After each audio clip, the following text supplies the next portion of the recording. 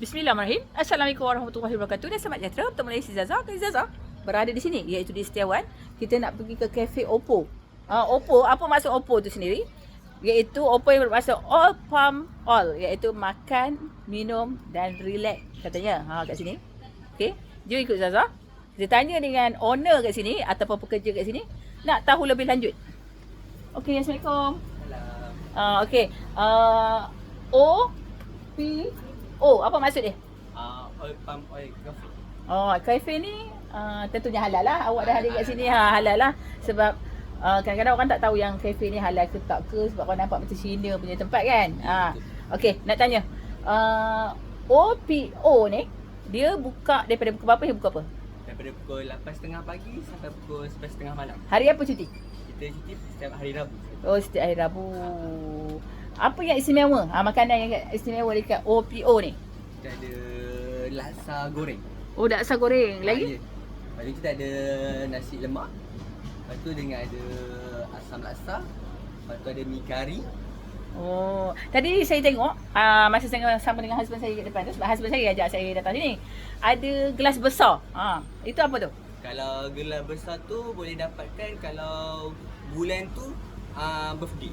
Oh, birthday. Memang hari cuma. Oh, saya punya birthday. Kalau bulan 7 Jun itu birthday saya. so, kalau bulan ni so boleh claim.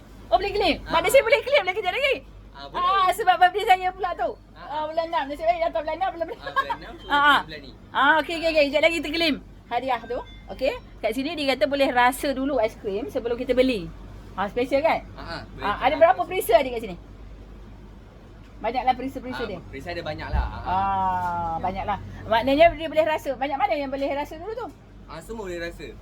Rasa tu rasa sikit ke? Maksudnya macam mana? Rasa untuk one spoon. One spoon rasa. Saya nak rasa durian, boleh? Boleh. Okey. Kepada anda boleh datang ke sini. Ni tempat ni kat mana ni?